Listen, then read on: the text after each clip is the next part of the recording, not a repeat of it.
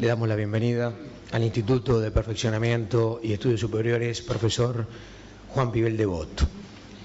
A veces la tecnología clásica no acompaña a la tecnología actual y del futuro, por eso las disculpas también. Vamos a comenzar con Ateneo Ceibal, oportunidades para la educación con la integración de tecnologías digitales. Esta actividad se ha denominado Contrapunto Fabio Tarasou y Diego Leal. En la invitación ustedes han recibido una serie de interrogantes. ¿Por qué integrar tecnologías digitales? ¿Qué horizontes queremos trazar? ¿Cómo orientar los cambios en la sociedad y en la educación? Todo esto habremos de develarlo con las presentaciones de nuestros invitados.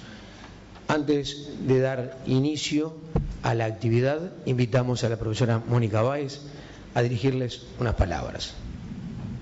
Muchas gracias. Muy buenas tardes. Antes que nada, creo que es de orden ofrecerles a todos los que están aquí presentes y a todos los que nos están siguiendo a través de internet, vía portal Ceibal, las disculpas del caso por esta demora involuntaria en el inicio de la actividad. Y además de ofrecerles las disculpas, también quiero agradecerles profundamente que al final de la jornada, al final de la semana, al final del año, estén aquí compartiendo esta actividad con nosotros. Lo valoramos mucho. También quiero agradecerle profundamente tanto a Diego como a Fabio que mostraron 100% de disponibilidad a pesar de los plazos súper acotados que manejamos para la convocatoria. También quiero agradecerle en nombre de Martina Bailón a todo el equipo de educación del Centro Ceibal por haber organizado esta actividad en tiempos récord y también en particular a Edith por haber accedido a brindar unas palabras de apertura en esta actividad y por habernos abierto las puertas de esta casa de estudio, que para nosotros era muy importante llevar adelante la actividad aquí porque queríamos físicamente instalar el debate donde conceptualmente entendíamos que tenía que darse. Así que, bueno, gracias y espero que lo disfruten porque no va a tener desperdicio. Gracias, Mónica. Y, bueno, tal cual lo adelantaba, la directora de Educación del Centro Ceibal para el apoyo a la educación de la niñez y la adolescencia. Vamos a oficializar la apertura de esta actividad con palabras de la señora directora general del Consejo de Formación en Educación, Magíster Edith Moraes. Adelante. Muy buenas tardes para todos y para todas.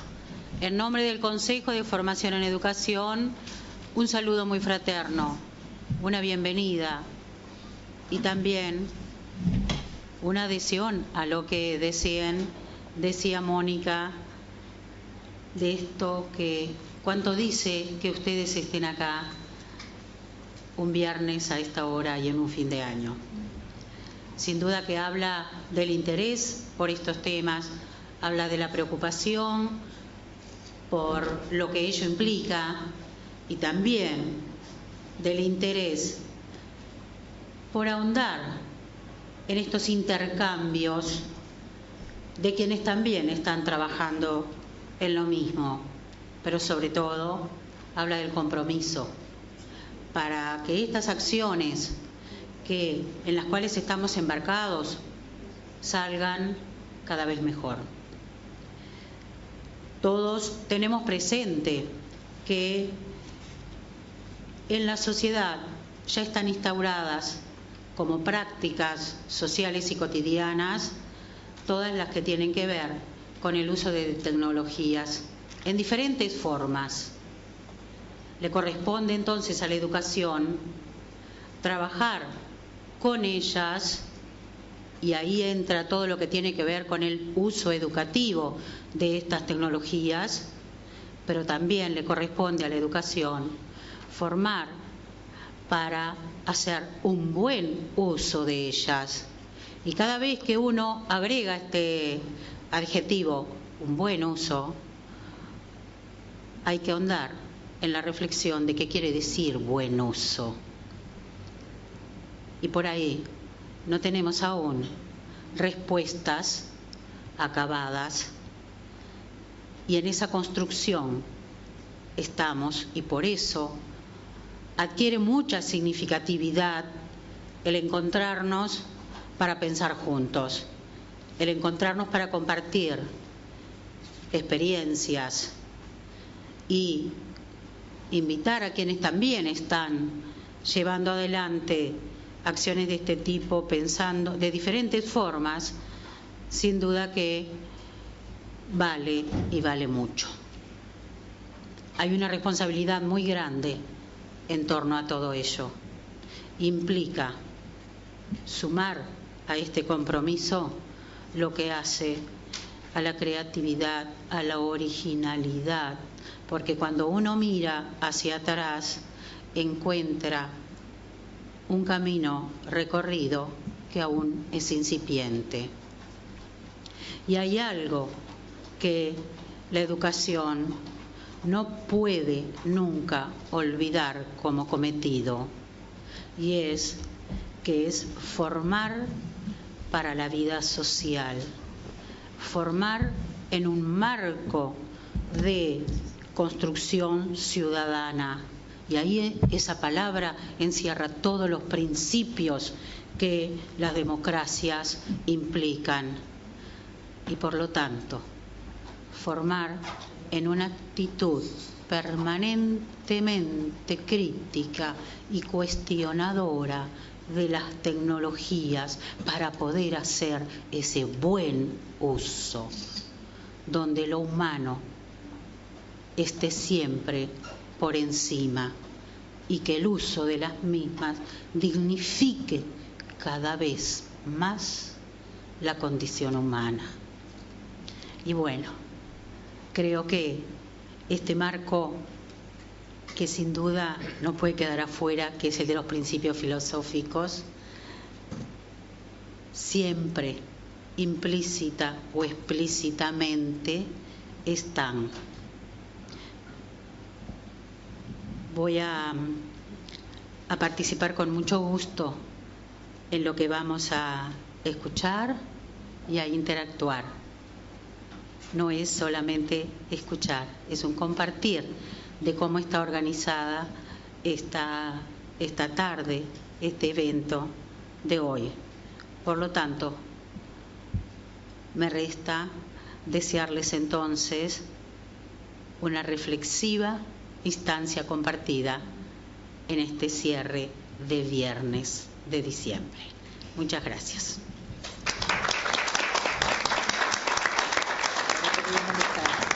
Agradecemos las palabras de la señora directora general del Consejo de Formación en Educación. La invitamos a tomar asiento allí en primera fila. Tendrá una oportunidad de apreciar mejor cada una de estas exposiciones. La profesora Mónica Báez nos acompañará en el estrado junto a los expositores. Tendrá a cargo la difícil tarea de moderar, controlará los tiempos y manejaremos luego sí un espacio, un tiempo para preguntas, para intercambio con ustedes. Primera conferencia de la tarde estará a cargo de Fabio Tarazou, doctorado en Ciencias Sociales por la Facultad Latinoamericana de Ciencias Sociales, Flaxo, con sede académica en la República Argentina. Es maestro, licenciado en Ciencias de la Educación por la Universidad de Buenos Aires y magíster en Comunicación y Tecnología Educativa por el ILSE, México. Cursó estudios en Cine y Televisión en la Universidad de Tel Aviv. En la actualidad se desempeña como coordinador del proyecto Educación y Nuevas Tecnologías de la Flaxo, Argentina. Es docente de la Escuela de Educación de la Universidad de San Andrés y consultor privado de diferentes instituciones nacionales e internacionales en países, mencionamos algunos de ellos, Perú y México, solo a modo de ejemplo. Publica regularmente su columna en el portal del proyecto Educación y Nuevas Tecnologías PENT. Flavio, adelante. Te robo 30 segundos, pero te juro que no te los descuento de los... No, quería comentarles que ustedes pueden hacer llegar a la mesa consultas, inquietudes, preguntas. Van a haber dos jóvenes por aquí que van a estar recogiendo las preguntas mientras Fabio presenta sus puntos, o luego cuando Diego presente los propios, ustedes van a poder acercar a la mesa las preguntas, o luego de que ellos hagan sus exposiciones respectivas van a poder recibir el micrófono y consultar también. Y además quienes nos están siguiendo en este momento por internet, tienen a Martina del otro lado de la computadora recibiendo también sus inquietudes, así que vamos a estar también recogiendo las inquietudes de quienes no están físicamente aquí, pero nos están igualmente acompañando desde otros espacios. Gracias. Bueno, ¿qué tal? Buenas tardes. Bueno, primero que todo quería agradecer la convocatoria que nos han hecho. Me parece que es un honor venir aquí a participar en este Ateneo y justamente en Uruguay, donde hoy por hoy, digamos, están liderando lo que es la inclusión de tecnologías en educación. Es como un desafío porque es muy difícil venir aquí a contar cosas, porque ustedes son los que están extendiendo la frontera, ustedes son los que están llevando y extendiendo el límite, así que es como un desafío decir, bueno, ¿qué puedo aportar yo y desde dónde puedo aportar yo y cuál puede ser lo valioso de mi aporte? Claramente vos usaste la palabra develar, que no voy a develar nada, o sea, no asumo la responsabilidad. Pero lo que sí, digamos, lo que me parecía que podía ser interesante en esta charla era, digamos, así siguiendo un poco de mi espíritu crítico, era el poder llegar a cuestionar algunas frases, ideas o situaciones que las damos por naturales. O sea, desnaturalizar algunas frases que vamos diciendo, situaciones que están dichas y que a mí me gustaría, digamos, desnaturalizar para a partir de entonces poder deconstruir y entonces volver a construir un orden que tenga que ver con la idea de educación y nuevas tecnologías. Entonces, lo que yo hice es agarrar y cuestionar cada una de las palabras que conforman el título de este encuentro, ¿verdad? Que era oportunidades para la educación con la integración de tecnologías digitales. Lo que hice fue cuestionarme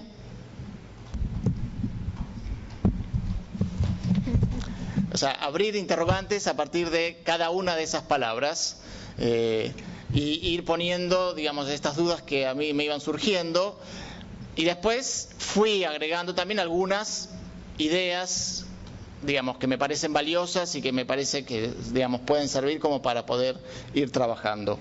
Así que vamos a saltar toda la parte que hablamos del PENT y que ya quedó muy bien expresado.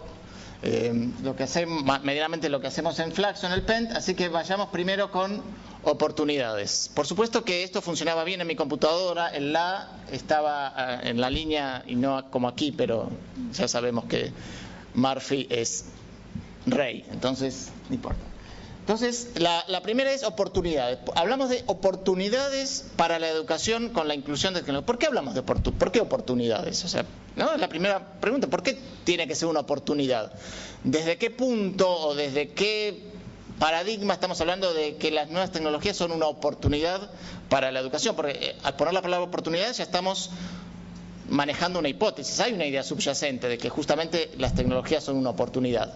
Bien podría no serlo, ¿verdad? Pero nadie parece cuestionarse esta idea de que las TIC son una oportunidad.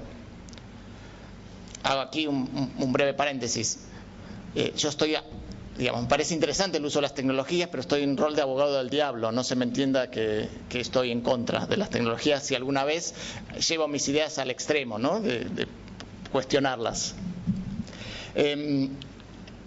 Entonces, el por qué usamos las tecnologías o por qué hablamos de la oportunidad tiene que ver con esta idea de que tenemos muy naturalizada la idea de que la innovación en la educación tiene que ver con las tecnologías, ¿no? Es algo natural, o sea, no podría ser de otra manera.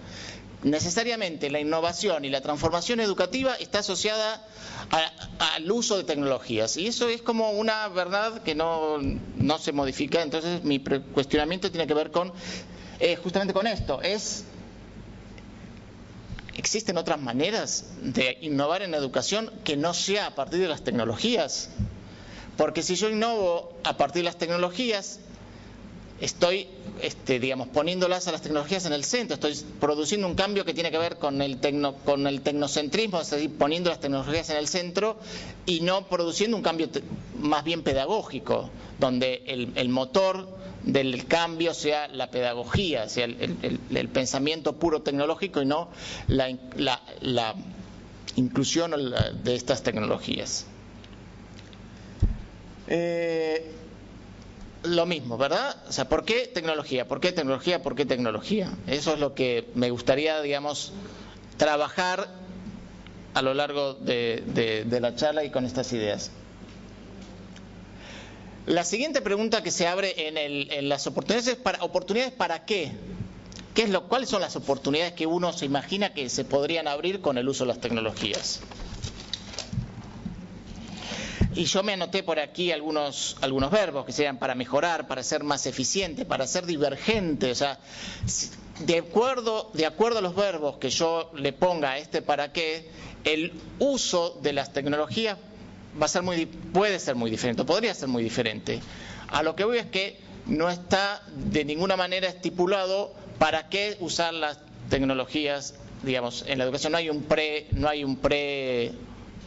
prescript, no hay un preprograma. Es decir, uno tiene que tener en claro para qué uno las quiere usar. La siguiente pregunta tiene que ver, ¿para quién?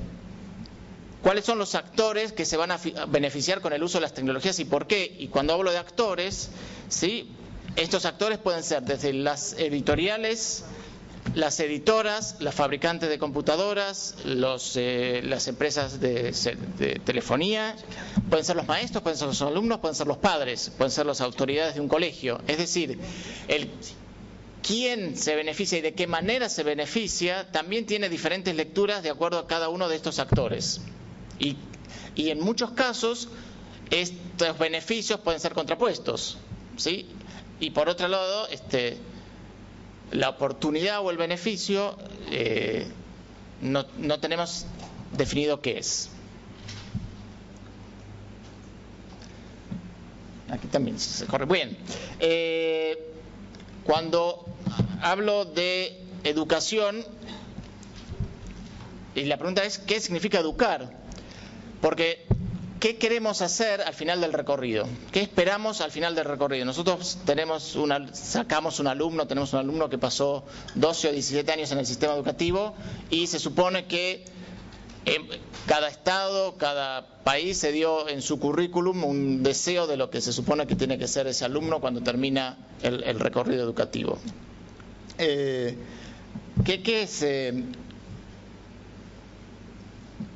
¿Qué nos decimos en ese currículum? ¿Cómo concebimos la idea, digamos, perdón que use la palabra producto, pero finalmente lo que obtenemos al final del recorrido es una persona que pasó, digamos, por este sistema y que de alguna manera, por el sistema educativo, y que de alguna manera recibió o se formó de acuerdo a lo que nosotros queríamos?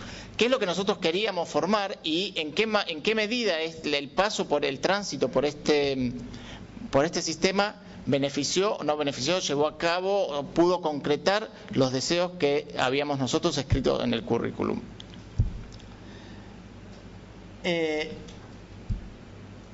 Y aquí digamos, cuando hablamos de qué es lo que nosotros queremos formar a lo largo de este camino, volvemos a plantear, o sea, se vuelve a surgir un tema que ya fue discutido en la pedagogía hace 100 años por lo menos, pero que, digamos, con estas nuevas, la aparición de estas nuevas tecnologías hace reflotar nuevos temas como si fueran nuevos, pero en realidad son viejos temas que tienen que ver qué nos importa formar. ¿Nos importa formar en los contenidos o nos importa formar en las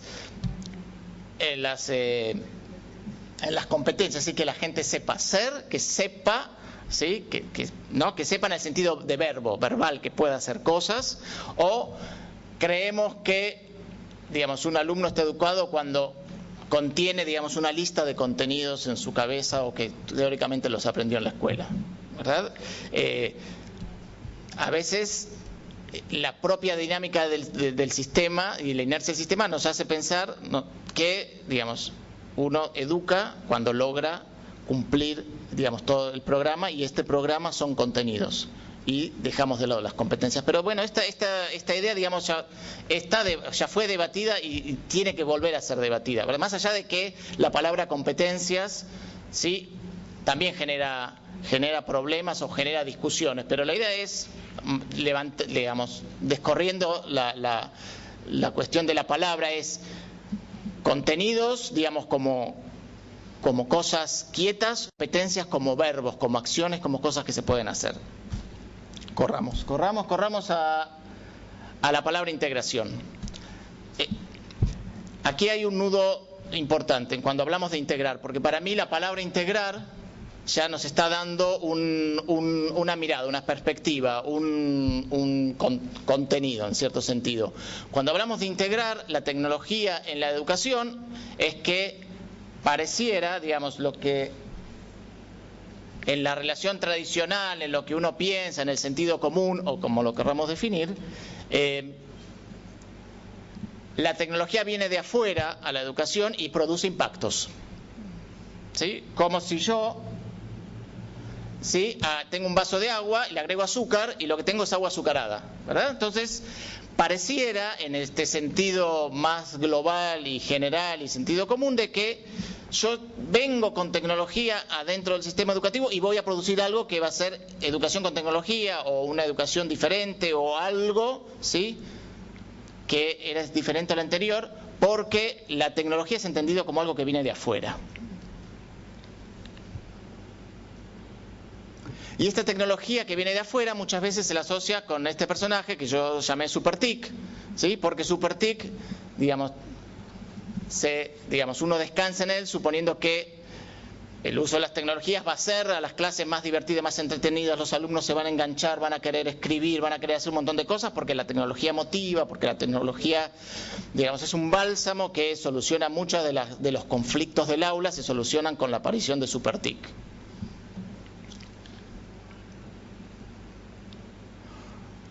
Y, digamos, otra de estas de las ideas de la integración es que esta integración es una autopista llana, ¿sí?, que nos conduce a un futuro, ¿sí?, a un futuro mejor, pero nos conduce como esta autopista, sin sobresaltos, tranquilos, todos muy ordenadamente.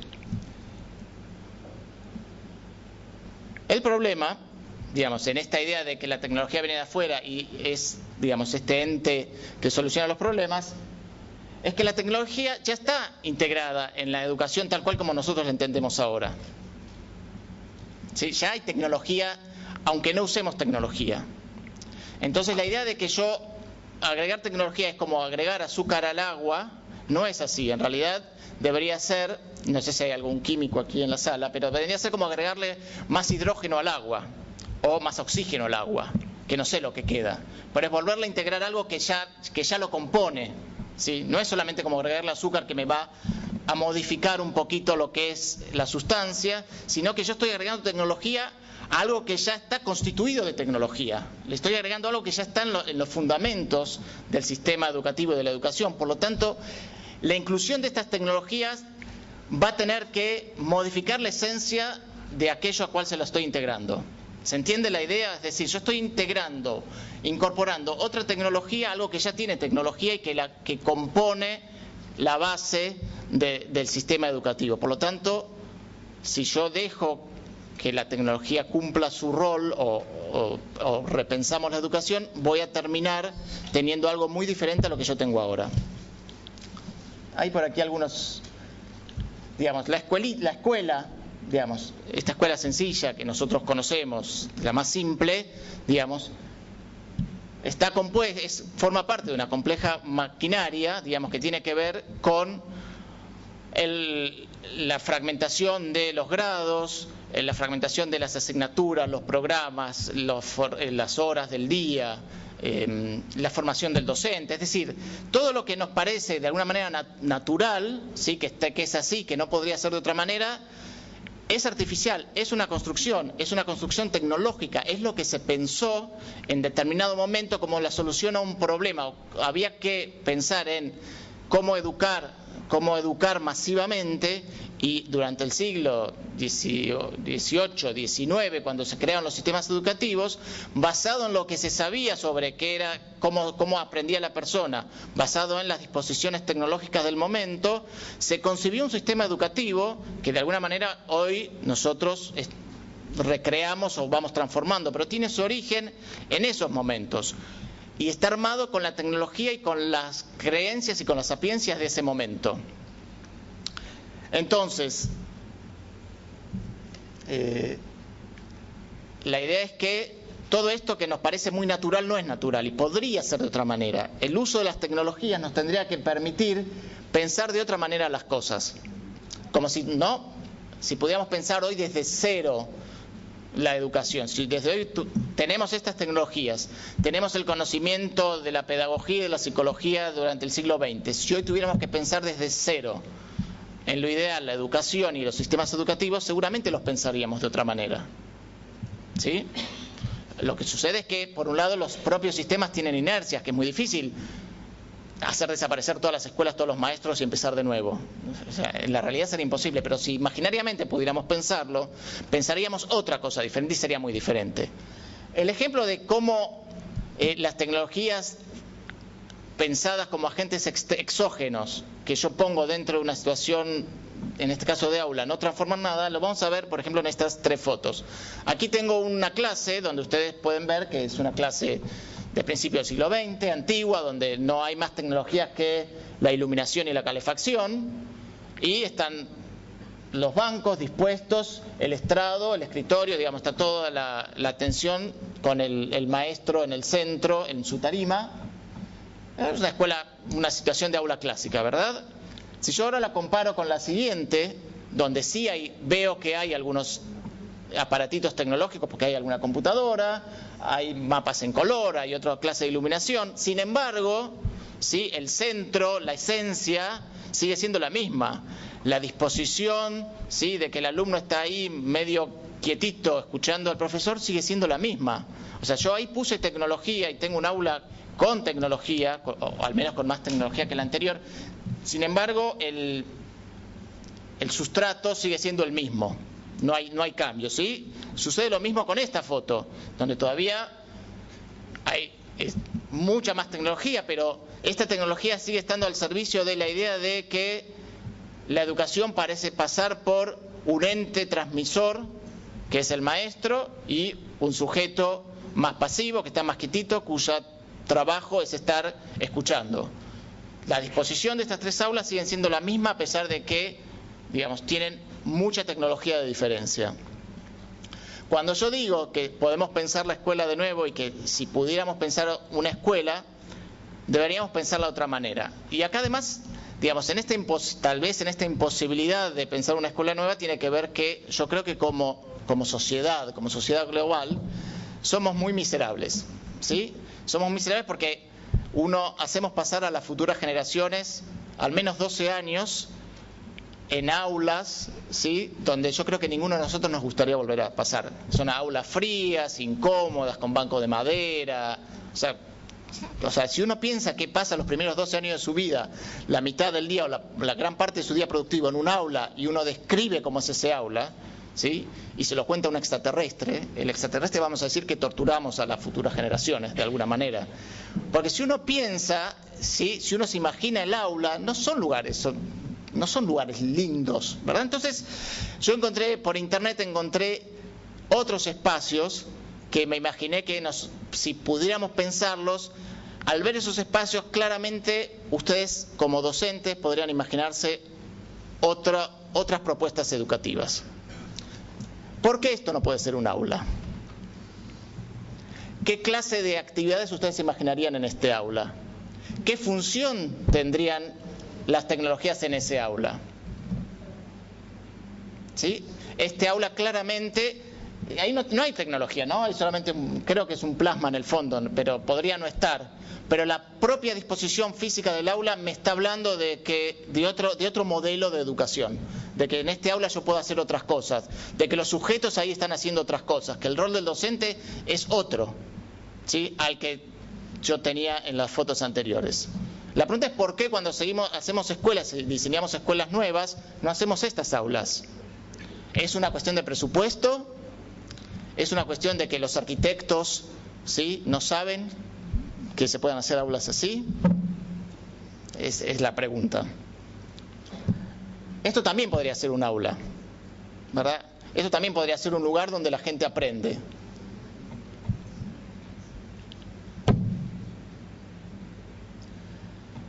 Y corriendo, no sé cuánto me queda. Ah, ok. ¿Hace mucho que está ahí? Ah, ok.